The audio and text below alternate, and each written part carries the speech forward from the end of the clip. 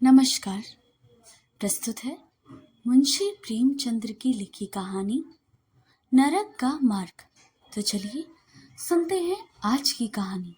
रात भक्तमाल पढ़ते पढ़ते न जाने कब नींद आ गई। कैसे कैसे महात्मा थे जिनके लिए भगवत प्रेम ही सब कुछ था, इसी में मग्न रहते थे। ऐसी भक्ति बड़ी तपस्या से मिलती है।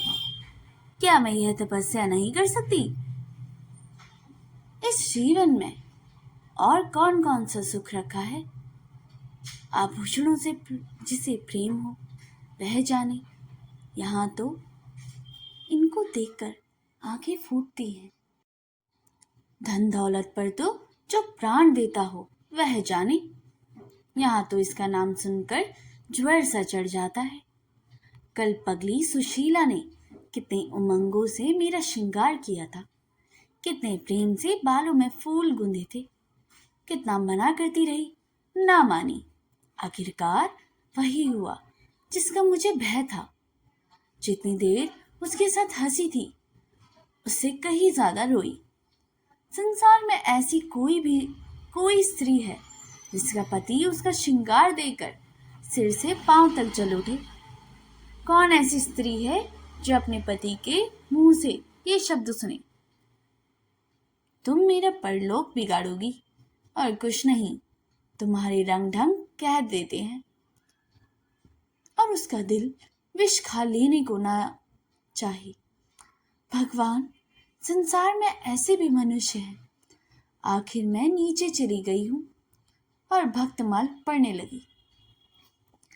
अब वृंदावन बिहारी की सेवा करूंगी, उन्हीं को अपना श्रृंगार दिखाऊंगी।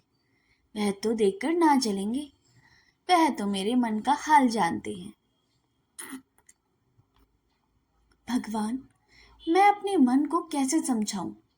तुम अंतर्यामी हो, तुम मेरे रोम रोम का हाल तो जानते हो। मैं चाहती हूँ कि उन्हें अपनी इष्ट समझूं, उनके चरणों की सेवा करूं, उनके इशारे पर चलूं। उन्हें मेरी किसी बात से, किसी व्यवहार से नाम मात्र भी दुख ना हो। वह निर्दोष है। जो कुछ भी मेरे भाग्य में था वह हुआ। ना उनका दोष है, ना माता पिता का। सारा दोष मेरे नसीबों का ही है। लेकिन यह सब कुछ जानते हुए भी जब उन्हें आते देखती हूँ तो मेरा दिल बैठ जाता है।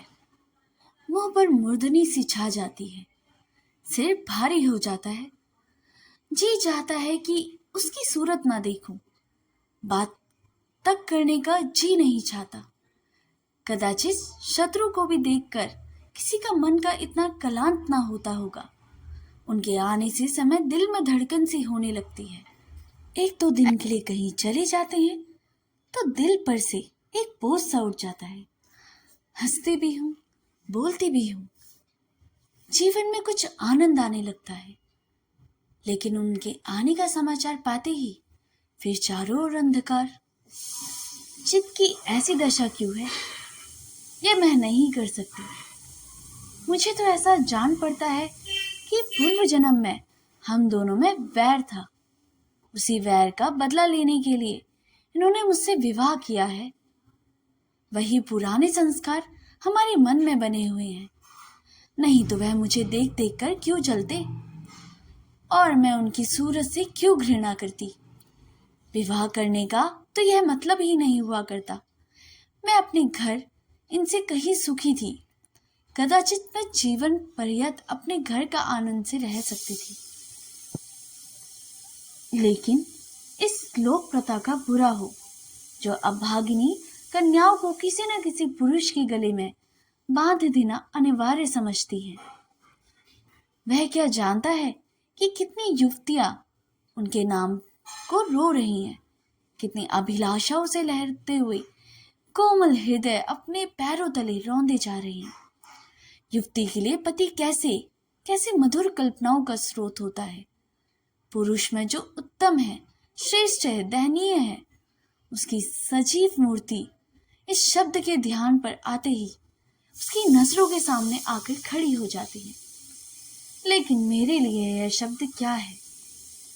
हृदय में उठने वाला शूल, कलेजे में खटकने वाला कांटा और आंखों में गड़ने वाली किरकिरी, अंतःकरण को बांधने वाला व्यंग बाण। सुशीला को हमेशा हंसते हुए देखती हूँ। वह कभी अपनी दरिद्रता का गिला नहीं करती। गहने नहीं है, कपड़े नहीं है, भाड़े के नन्हे से मकान में रहती है। अपने हाथों पर घर का सारा काम काज करती है, फिर भी उसे रोते नहीं देखती। अगर अपने बस की बात होती तो आज अपने धन को उसकी दरिद्रता से बदल लेती। अपने पति को मुस्कुराते हुए घर में आते देखकर उसका सारा दुख दरिद्र छूमंतर हो जाता है। छाती गच भारी हो जाती है। उसके प्रेमालिंगन में वह सुख है जिस पर तीनों लोग का धन न्यौछावर कर दूं। आज मुझ में जब्त न हो सका। मैंने पूछा, तुमने मुझसे किस लिए विवाह किया था? यह प्रश्न महीने से मेरे मन में उठता था, पर मन को रोकती चली आती थी। आज प्याला छलक पड़ा। यह प्रश्न सुनकर कुछ बौखला से गई। बगले झांकने लगे, खीसे निकालकर बोले, घर संभालने के लिए, गृहस्थी का भार उठाने के लिए, और नहीं क्या भोग विलास के लिए। करने के लिए आपको भूत का डेरा सा मालूम होता था। नौकर चाकर घर की संपत्ति उड़ाई देते हैं। जो चीज यहाँ पड़ी रहती थी वहीं पड़ी रहती थी, उसको देखने वाला ना था। तो अब मालूम हुआ कि इस घर की चौकसी करने के लिए लाई गई हूँ।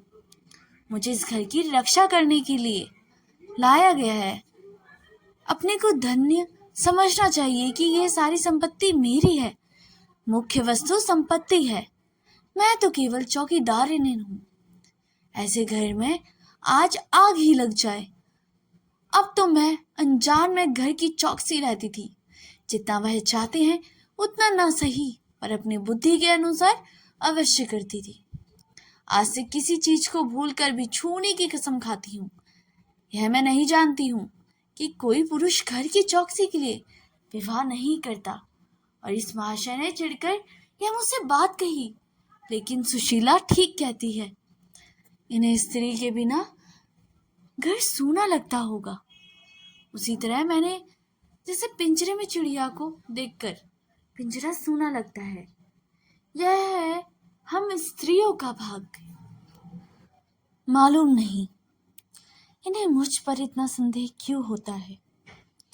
जब से नसीब इस घर में लाया है, इन्होंने बराबर संदेह मूलक कटाक्ष करते देखती हूँ। क्या कारण है?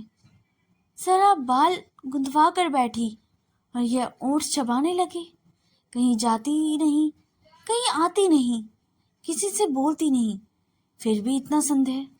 यह अपमान असह्य है। क्या मुझे अपने आबरू प्यारी नहीं? यह मुझे इतनी छिछोरी क्यों समझते हैं? इन्हें मुझ पर संदेह करते लज्जा भी नहीं आती। काना आदमी किसी को हंसते देखता है तो समझता है लोग मुझी पर हंस रहे हैं। शायद इन्हें भी यही वहम हो गया है कि मैं इनसे चिढ़ती हूँ। अपने अधिकार के बाहर कोई काम कर बैठने से कदाचित हमारे चित्त की यही वृत्ति हो जाती है। भिक्षुक राजा की गद्दी पर बैठकर चैन की नींद नहीं सो सकता।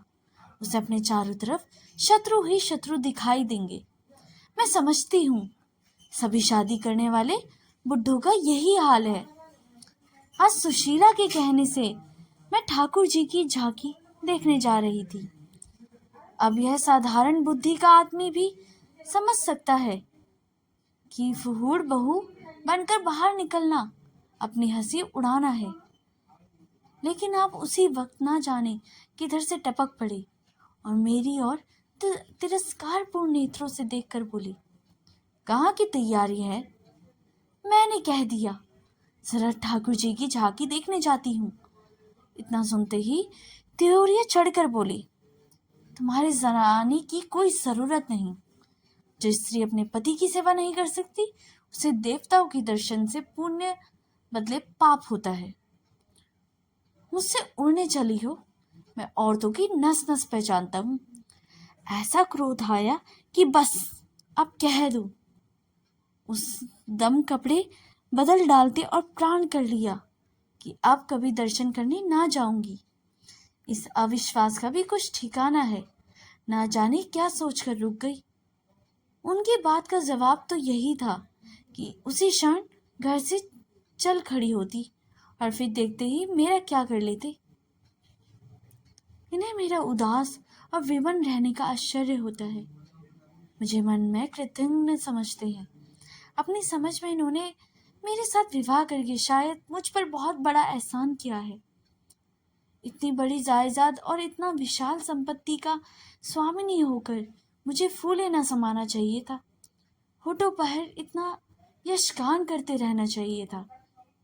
मैं यह सब कुछ ना करके उल्टे और मुंह लटकाए रहती हूँ। कभी कभी मुझे बेचारे पर दया आ जाती है। यह नहीं समझते कि नारी जीवन में कोई ऐसी वस्तु भी है जिसे खोकर उसकी आंखों में स्वयं भी नरक तुल्य हो जाता है। कहानी का भाग 1 यहीं पर समाप्त होता है। अगर आपको ये वीडियो पसंद आई है तो इसे आप ज़्यादा से ज़्यादा अपने मित्रों परिवारजनों के साथ ज़रूर शेयर कर सकते हैं और हमें ज़्यादा से ज़्यादा सपोर्ट करना ना भूलिएगा। मिलते हैं अगले भाग में। तब तक के लिए धन्यवाद।